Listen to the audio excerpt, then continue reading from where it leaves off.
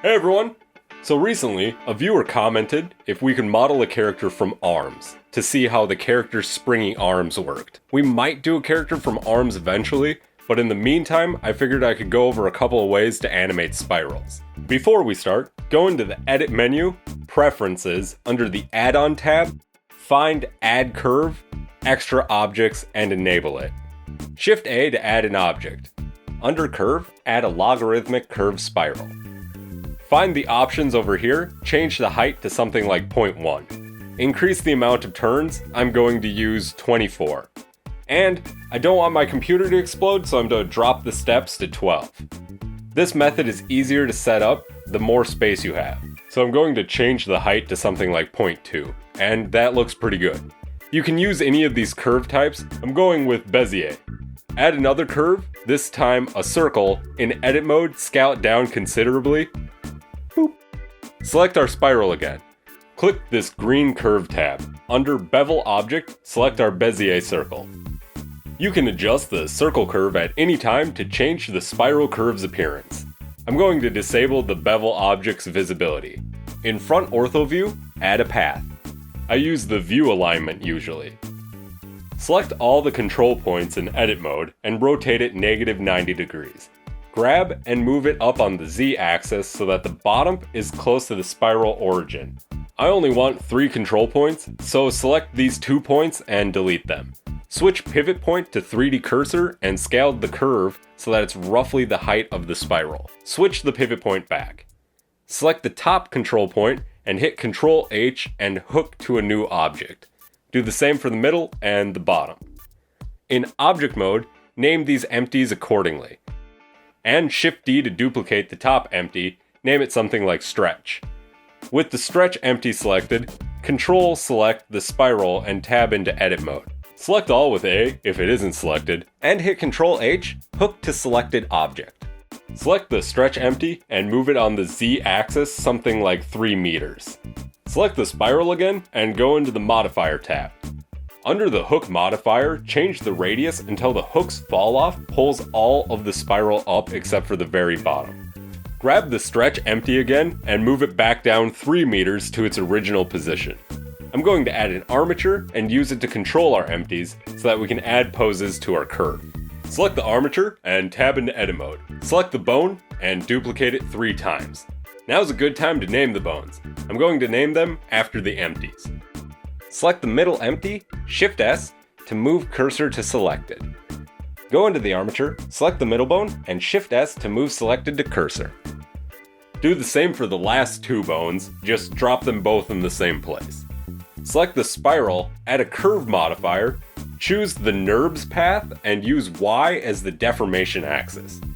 Now use child of constraints on all the empties with their corresponding bones. Hit Set Inverse each time you add a constraint. Do the same for the middle empty and the bottom empty. And don't forget the stretch empty. If we want to be able to move the entire rig without it falling apart, parent the spiral itself to the bottom bone, disable rotation and scale, or leave them on depending on what you want to do with it. Parent your NURBS path to the bottom bone as well. Let's add some custom bone shapes to make things easier to keep track of. Make a simple arrow and a little circle ball thing just by rotating 3 circles. Hide these new objects. Select the armature and go into pose mode. Click the stretch bone and under the bone tab, click viewport display. Use the arrow as the custom object and use the circle as the other bone's custom object. You can change these bones' scale as you see fit. Under the Armature tab's Viewport display, select In Front, and I turned on the names for funsies. Select the bottom bone and Control select the middle bone.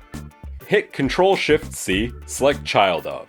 Under the Bone Constraints tab, click Set Inverse. Do the same with the top bone.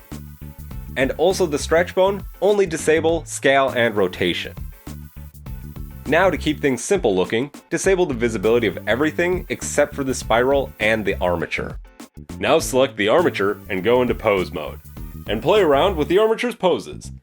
The bottom, middle, and top bones position your curve, and the stretch bone determines the length of the spring. It helps to lock the X and Z locations of the stretch bone as well. So this makes for some very easily controllable, semi-realistic springs, coils, spirals.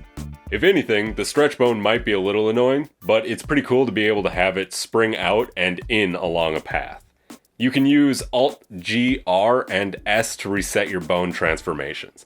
So that's what I initially came up with as how I'd go about animating a spiral. At this point, I decided to watch some gameplay footage of arms to make sure I was answering the question thoroughly, and discovered something interesting. When the character's arms are in resting position, they seem to have a fixed amount of loops. But during an attack, the loops don't expand at all. The amount of loops increases. There's some sort of trickery afoot. So let's make some arms style spirals. In top ortho view, add a circle. Circle select this side and select the top vertex last. Switch pivot point to active element and scale by 0 along the x-axis. Dissolve these two vertices. Change your pivot point back. Select all and extrude along the z-axis 4 meters or so. In wireframe view, turn on proportional editing and connected only. Change to spherical falloff. Get your shape to look something like this. Maybe bevel the edges with Control B. Add a decent amount of loops in here, I went with 10. Smooth shade it. In the modifier tab, add a simple deform modifier. Switch the axis to Z and the angle to 360 degrees. We now have a spiral that snaps together seamlessly along the Z-axis. And you can use any shape so long as its top and bottom match up. Add a path in view alignment, rotate it -90 degrees in edit mode. Position it.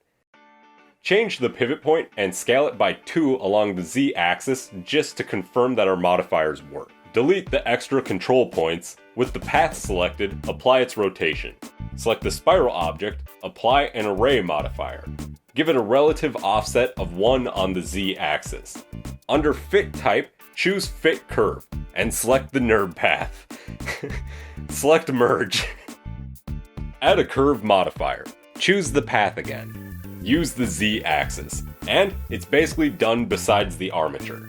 Add a bone, copy it twice in edit mode. Select the bottom bone, tab into object mode. Control select the NURBS path, select the bottom control point. Control H to hook the selected object bone. Move the cursor to the middle point, move the middle bone to that point, and with it selected, control select the path again and assign that bone as a hook. Do the same for the top point. In object mode, select the armature and go into pose mode. And have fun! The spiral will follow your path and dynamically change count to fit. Depending on how you want it to function, you can use either side as the base of the arm and hand. But pretty simple and pretty effective. And since it's literally all done with modifiers, you can still go back and edit your base curve mesh with ease. Curves and modifiers are fun. Hopefully this helps you all out. Don't forget to like, comment, and subscribe, and all that good stuff. Okay, thanks, bye.